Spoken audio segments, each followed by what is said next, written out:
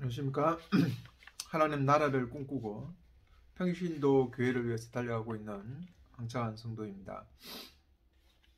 오늘은 로마서, 저번에 하려고 했던 로마서 7장 같이 나누고 싶습니다. 우리가 로마서를 이해할 때 항상 조심해야 되는 부분을 다시 한번 강조합니다. 그것은 믿음과 율법에 대한 어떤 부분, 그리고 우리의 어떤 개인적인 믿음으로 구원 얻는 부분에 대한 교리적인 이야기가 아닙니다. 그리고 12장부터는 실천편이 아니에요. 교리와 실천편이 아닙니다. 개인 신앙에 대해서 다루고 있는 게 아니고 믿음과 율법에 대해서 다루고 있는 것도 아닙니다. 로마서를 쓴 배경은 강한 믿음의 소유자, 강한 자라고 표현되어 있죠. 강한 자. 이방인 그리스도인, 약한 자라고 표현되어 있습니다. 약한 자들. 로마서의 약한 자들은, 그런 믿음이 약한 자들은 그런 어떤 불신자들이 아니라 유대인 그리스도인을 이야기합니다. 유대인 그리스도. 그래서 강한 자들과 약한 자들 사이에서 일어나는 어떤 그 문제로 인해서 교회가 하나 되지 못하고 심각한 문제 속에 빠져드는 겁니다. 그래서 바울은 이 사실을 분명하게 인지하고 그 바울의 믿음으로 그 유대인들에 대한 어떤 율법에 대한 부분과 또 그리고 자신들의 아주 어떤 지혜로움을 칭찬하고 있는 그런 이방인 그리스도인, 헬라인 그리스도인들에 대해서 그들의 어떤 문제점을 바르게 잡고 있는 것이죠. 그리고 그 당시에 누가 언약 백성인가가 아주 중요합니다. 그래서 왜 그렇게 많은 사람들이 바울을 죽이려고 했는지를 알아야 돼요. 언약 백성이 이 유대인들이 아니라 이제는 이방인들도 언약 백성 속에 들어가 있다라고 하는 거죠. 유대인들은 언약 백성이 되려면 일단은 유대인으로 태어나야 됩니다. 그리고 이방인이지만 유대의 율법을 따르고 할례를 행하고 율법을 따르고 그 율법을 지키는 자들이 되어야 됩니다. 그럼에도 불구하고 바울은 그것이 아니다라고 이야기하죠. 그래서 그 당시에 1세기의 그 교회 속에 교회는 이단이지 않습니까? 유대교회에서 보면 이단이죠. 누가 언약 백성인가에 대한 부분이 정말 많은 갈등 속에 있었고, 특히 바울과 베드로의 그 어떤 사건에서도 봤을 때 여전히 그 가도기적인 사항인 것에 대한 부분을 우리가 분명히 인지할 필요가 있습니다. 그리고 그 당시에는 또 이단들의 문제가 있었죠. 예수님에 대한 부분이죠. 예수님이 어떤 인간이 아니셨다라는 부분부터 시작해서 그런 어떤 잘못된 사고방식들, 생각들, 이로 인해서 교회에 아주 많은 큰 문제가 있었습니다. 그런 가도기적 상황에 놓여 있는 것이고, 거기에 대한 답으로 오늘 바울이 로마서를 쓰고 있는 거예요. 그 로마서도 사실 저 뒤편에 좀 그 순서상으로는 조금 뒤에 있는 거죠. 고린도 교회에서 바울이 로마에 가기 전에 썼으니까 역사적으로도 순서가 이 로마서가 제일 바울 서신을 앞에 놓을 필요는 없지만, 제가 지난 시간에도 이야기했습니다. 루터가 그런 교리적인 측면, 특히 믿음, 이런 부분에서 바울 서신을 제일 앞에 세웠다는 것에 대한 이야기를 했습니다. 그래서 우리가 성경을 볼 때 자꾸 내 방식으로, 내 생각으로, 나의 사고방식, 내 입장에서 자꾸 보려고 하면 안 돼요. 특히 어떤 큐티적인 부분, 이런 거 제가 하지 말랬죠. 그런 부분에서 성경을 자꾸 보면 성경은 자기 소견에 옳은 대로 정의하고 말하게 되고, 그것이 어떤 믿음, 어떤 신앙에 어떤 굳어져 버리는 거예요. 그래서 교회 안에 많은 어떤 지금 문제들이 생기고 있다는 사실들을 여러분 꼭 인지했으면 좋겠습니다. 바울이 율법 외에 나타난 이 의라는 것, 이 의라는 것은 하나님 앞에서 인정받는 것이죠. 그것은 언약 백성이 되는 것이죠. 하나님 언약 백성으로서의 어떤 은혜를 입는 것, 자비를 입는 것, 이거죠. 그 자꾸 의로 하니까 개인적인 어떤 거룩함, 그래서 구원, 이런 걸로 자꾸 개인적인 구원, 죽어서 간 천국, 이런 쪽으로 지금 자꾸 내 머리가 연결되고 생각이 가는 분들은 그것은 지금 교회가 가르치고 있는 잘못된 신앙에 물들어 있는 사람들입니다. 그래서 자꾸 의, 칭의, 믿음, 구원, 천국, 이런 식으로 연결이 돼요. 위험합니다. 그런 분들은 정말 위험해요. 이 의라는 것은 그냥 제가 지금 생각할 때 의라는 것을 그냥 그렇게 하는 게 좋습니다. 하나님께 의로움을 잇는 것, 하나님 언약 백성이 되는 것, 하나님의 자비로움으로 인해서 하나님 언약 백성이 된다라고 하는 이 부분에 대한 걸로 그냥 생각하는 것이 제일 이 부분에서 우리가 접근하기에 편하다라는 생각이 듭니다.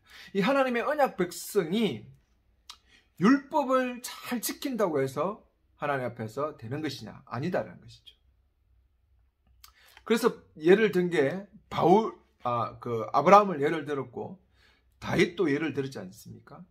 하나님 앞에 인정받는 것, 의로 받는 것은 그 용서받는 자가 얼마나 은혜로 용서받는 자가 얼마나 즐거운가라는 바울의 어떤 고백들, 이런 것을 통해서 다윗의 고백들, 이런 것을 통해서 하나님의 의를 입는 것, 언약 백성이 되는 부분들은 철저하게 율법을 지켜서 되는 것이 아니라 믿음으로 말미암은 것이다 라고 이야기합니다. 그것을 믿는 것이죠. 특히 무엇을 믿느냐라고 했을 때 예수 그리스도의 십자가의 죽으심과 부활을 믿는 것이다 라고. 그로 인해서 이제는 언약 백성이 되는 것이죠. 유대인으로 태어나거나 그 율법을 지킨다고 되는 것이 아니다는 거죠. 그래서 율법이 오히려 무슨 일을 이루었습니까? 율법이 오히려 더욱더 하나님 앞에 인정을 받지 못하고 더 죄인의 모습으로 처참하게 전락되어 버리는 일들을 율법이 만들어낸 거죠. 그래서 여러분, 법을 세밀하게 만들어서 그걸 하면 할수록 죄는 더 많이 늘어나죠. 그죠? 우리 교통법규를 봐도 계속해서 법규를 만들면 만들수록 계속 죄는 증가되지 않습니까? 그렇다고 제가 법을 만들지 말자는 거죠. 바울도 그렇게 이야기하죠. 이 율법이라는 것이 하는 일은 결국은 죄가 더 죄되게 하는 것이고, 더 하나님 앞에 언약 백성으로서 인정받지 못하고 언약 백성이 되지 못하게 하는 그 처참함들을 보게 하는 거죠. 아니, 오히려 율법은 하나님의 백성으로 살고 하나님의 백성임을 더 소망하면서 가는 길임에도 불구하고 그런 일이 일어나는 것입니다. 여러분, 교회 안에서 여러분 자꾸 율법적으로 흘러보세요. 자꾸 프로그램을 만들고 뭘 만들고 법을 자꾸 만들고 해보십시오. 어떻게 되는지. 그래서 예수님께서 유대인들에게 뭐라 이야기했습니까? 수고하고 무거운 짐진 자들아 다 내게 오라. 여러분, 그 수고하고 무거운 짐이에요. 짐. 그 마태복음에서 말한 수고하고 무거운 짐은 세상적인 짐이 아니죠. 여러분이 생각하듯이 세상적인 짐을 하나님께, 예수님께 맡겨라, 그런 이야기 아닙니다. 거기서 말하는 짐은 율법이죠. 율법. 온갖 율법들, 교회가 지금 온갖 율법들을 만들어서 성도들을 프로그램 속에 어떤 무슨 법 속에 이어서 그렇게 이끌어 가려고 하지만, 그러면 그럴수록 그 속에서는 더 좌절과 고통을 했죠. 바울이 오라 나는 공고한 자로다라고 어느 누구의 어떤 그 고백을 대변했듯이 그런 일이 일어나는 것입니다. 율법은 결국은 더욱더 그 사람을 고통 속으로, 더 언약 백성의 삶이 아니라 더 비참한 사람의 모습으로 전락하게 만들어 버린다. 그렇게 유대인들이 좋아하던 토라가 그렇죠. 그러니까 유대인들에게 이게 충격이죠. 그 언약을 잘 지키면 아브라함의 백성이 되고 아브라함의 백성으로서 아브라함의 품에 안기게 되는 그런 부분을 꿈꾸며 살아가고 있던 그들에게는 이것은 너무나 충격적인 이야기죠. 바울이 지금 그 부분을 이야기하고 있는 겁니다. 그래서 7장에 이제 넘어오면서 지금까지 바울이 율법에 대한 어떤 부정적인 요소를 정말 많이 이야기했잖아요. 그러면 율법 자체가 문제냐? 율법 자체가 문제가 아니란 거죠. 이런 법 자체가 문제입니까? 법은 올바른 것을 제시하기 위한 것이죠.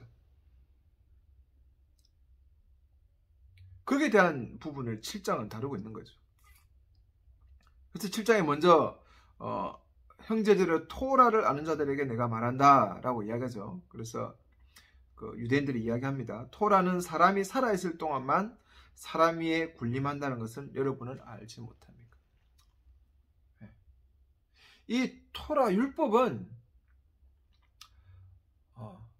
죽은 사람 위에는 군림하지 못하죠. 결국은 그 예를 드는 게, 여기서 예를 드는 게 남편의 이야기입니다. 남편이 살았을 때는 그 아내가, 남편의 어떤 그 안에 있기 때문에 다른 데로 시집을 갈 수 없죠. 가면 그게 뭡니까? 간음법에 저축되는 것이죠. 법에 졌어. 근데 남편이 죽었을 때는 그 법에서 자유로운 것입니다. 이렇듯이 율법이 뭔가 의미를 가지고 나오는 부분, 율법 토라를 지키고 토라를 행하는 것으로 언약 백성이 되는 것은 이제 의미가 없다. 그것은 오히려 사람들을 더 고통 속으로, 더 실패 속으로 그 사람들을 끌고 간다. 왜? 그것은 율법의 문제가 아니라 그 사람들이 가지고 있던 죄악성으로 인해서. 그래서 예수님께서 십자가에 죽었죠. 예수님의 죽으심은 곧 누구의 죽음입니까? 내가 죽었고 내가 새로운 생명으로 부활한 거죠. 새로운 사람으로 태어났죠. 그래서 내가 죽었기 때문에 이제 우리를 가지고 있던 그 율법, 토라는 상실해, 의미를 잃어버린 겁니다. 이제는 생명의 법으로 우리가 태어난 거죠. 생명의 법. 그죠? 생명의 법으로 우리가 태어났습니다. 그러니까 그로 인해서 우리가 새로운 언약 백성이 되고 언약 백성으로 살아가는 것이지, 예수의 십자가와 부활이죠. 십자가의 죽으심으로 나도 죽은 거죠. 거기에 대해서 나도 율법에 대해서 죽은 것입니다. 나는 이제 성령에 의해서 새롭게 태어나는 것. 거기에 대해서 지금 이야기하는 겁니다. 4절에 형제들이여, 여러분은 마으시아의 그 몸에 의해서 토라에 대하여 죽임을 당하고 다른 분, 곧 죽은 자들 가운데서 일으키신 분께 속하였으니, 그죠? 그 죽음으로 이제는 율법의 토라에 속한 게 아니라 그 일으키신 분이죠. 하나님께 속한 자가 됐으니 그것은 우리가 하나님께 열매를 맺기 위함이다. 참으로 우리가 육신 안에 있을 때는 죄악의 정욕들이 토라를 통하여 우리 지체 안에서 일하여 죽음에 이르는 열매를 맺었다. 그러면서 이제 토라에서 우리가 풀려났다고 이야기하죠. 이제 우리 토라에서, 율법에서 자유하게 되었다라는 부분을 이야기합니다. 그것에 의해서 우리 언약 백성이 결정되는 것이 아니고 언약 백성으로 살아감이 결정되는 것이 아닙니다. 죽었고 새롭게 태어나서 이제 새 언약 백성이 된 것이죠. 그러면 7절에 그러면 토라가 죄입니까? 라고 묻죠. 이제 바울이 이야기하죠. 아니다. 토라를 통하지 않고는 죄가 죄된 것을 알지 못했죠. 결코 우리가 어떤 존재인지, 언약 백성으로서의 그 하나님 앞에 자비로움을 입을 존재가 아니라는 사실을 율법이 가르쳐 준 거죠. 토라가 탐내지 말라라고 말하지 않았다면 나의 욕심됨이 무엇인지 알지 못할 거죠. 이 십계명의 탐심을 예를 들면 탐심이 죄다라고 이야기 안 했으면 우리 속에 있는 이 탐심들에 대해서 알지 못했죠. 그러나 탐심이 죄다라고 이야기했을 때 그것이 우리 속에 탐욕적인 부분들이 얼마나 의의 백성으로서 옳지 않고 하나님의 언약 백성으로서 옳지 않은 것인지에 대해서 분명하게 이야기하는 것이죠. 내가 전엔 토라 없이 살았는데 계명이 들어오자 제가 살아났고 나는 죽었습니다 라고 이야기하죠. 그러니까 율법이 어떤 토라가 문제가 아니라 그 토라가 내 속에 적용될 때 그것이 생명이 아니라 죽음으로 나타났다는 것이죠. 그럼 정말 하나님의 언약 백성으로서 온전하게 살아가고 있고 인정받고 있다고 생각하는 그 유대인들은 오히려 그 토라를 강조하고 토라를 얼마나 소망했습니까? 시편 1장 1편에 복 있는 사람 악인에게 그 하나님 율법을 즐거워하면서 그 율법에 대한 부분, 하나님의 계명의 말씀에 대한 부분을 얼마나 많이 강조하고 소망합니까? 물론 율법이란 것이 신약 시대 율법이란 것이 그 구약의 어떤 말씀만을 이야기하는 게 아니죠. 자기들의 유전도, 장로들의 유전도 포함되어 있는 겁니다. 다 그러나 그 말씀 속에서 자기들은 나왔다라고 생각하는 것들이죠. 그죠?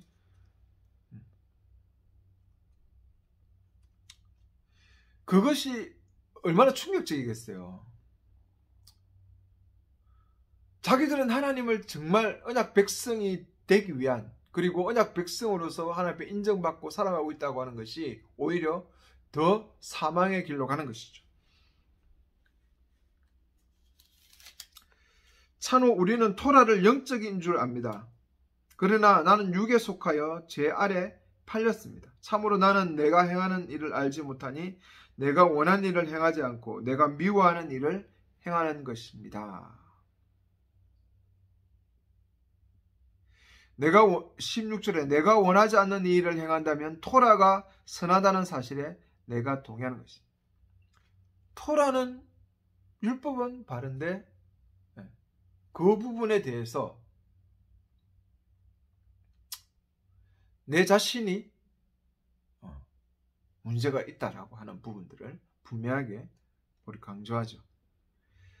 그러면서 바울이 그 연약함에 대한 부분에 대한 것을 강조합니다. 왜 그러냐면 이것이 나중에 8장에 나오는 부분, 하나님의 예수 그리스도 안에서의 새로 태어남과 성령에 대한 부분을 분명하게 더 다루게 되는 것입니다. 그것을 위해서 더 긍정적으로 7장에서 어떤 율법의 한계성, 율법이 의롭지만 그 율법이 우리에게 적용되었을 때 우리가 더 처참한 모습으로 가는 것을 이야기하죠. 그래서 24절에 유명한 구절이죠. 23절에 내 지체 안에 다른 토라가 있어 내 마음의 토라와 싸워 내 지체 안에 있는 죄의 토라 아래로 나를 사로잡아오는 것을 내가 봅니다. 나는 비참한 사람입니다. 누가 이 죽음의 몸에서 나를 구하겠습니까? 라고 이야기하죠. 이것을 우리는 많이 바울의 고백이다 라고 이야기하지만 이 문맥적인 흐름에서 쭉 보면 바울의 고백이란 것보다는 오히려 율법 아래서 살아가는 사람들이 정말 의롭게 살고 싶고 하나님의 언약 백성으로서의 그런 인정받고 언약 백성으로서 온전하게 살아가고 싶은 부분이죠. 그런데 오히려 사로잡혀서 더 비참해지는 그 부분을 고통스러워하고 있는 것입니다. 이것이 그리스도인의 내적 갈등 이렇게도 이야기하는데 그렇지는 않습니다. 그것이 아니라 율법에 오히려 율법 안에서 율법으로 하나님의 의를 잊고 자비를 잊고 언약 백성으로 살아가는 것에 속에서 진실한 사람들의 고백, 그래야 이 고백이 처참할수록 8장이 더 화려하게 등장하게 되는 것이죠. 그래서 물론 바울의 고백, 예전에 바울의 고백이다라고 볼 수도 있습니다만은 오히려 그런 것보다는 그 어떤 율법 속에서 하나님의 의와 자비를 향해서 끊임없이 전진하는 사람들의 고통, 그의 어떤 최상의 어떤 고통으로 보는 것이, 고통적 고백으로 보는 것이 더 의미 있다. 그래야 우리 주 예수 그리스도를 통하여 하나님께 감사드립니다. 그러므로 나 자신이 마음으로는 하나님의 토라를 섬기지만 육신으로는 제 토라를 섬기고 있다. 그래서 8장, 그러므로 이제 마시아 예수 안에 있는 사람들은 아무런 정죄를 받지 않습니다 라고 하면서 이 부분이 나오는 겁니다. 그래서 우리가 이 부분을 좀 보면서 조심해야 될 것, 정죄, 죄, 의, 이렇게 하니까 자꾸 개인적인 신앙으로 접근했던 그 방식으로 이 본문을 이해하려고 하는 부분은 정말 조심하셔야 된다라는 것을 다시 한번 강조하면서, 특히 또 율법적으로 흘러가는 지금 교회 추세들을 정말 좀 조심해야 된다는 생각이 듭니다. 너무 이런 어떤 규칙법들 좋아하시지 마시고, 그런 것들로 인해서 우리의 신앙을 프로그램적으로 채워가지 않았으면 정말 좋겠다라는 생각도 듭니다. 그리고 우리가 하나님께 인정을 받고 하나님께 자비를 얻어서 언약 백성이 된 것, 그리고 언약 백성으로 살아가는 것은 오직 예수님의 십자가에 같이 죽고 새로운 부활로 내가 태어나고 또 나는 영원한 부활이 있다는 사실을 진정으로 믿는 자에게 주시는 하나님의 은혜인 것입니다. 언약 백성이 되는 것이 얼마나 우리에게 큰 축복인지, 은혜인지를 우리가 다시 한번 생각하고 언약 백성으로 우리가 살아가는 그런 은혜에 대한 감격들을 늘 우리 속에 간직했으면 좋겠습니다. 감사합니다.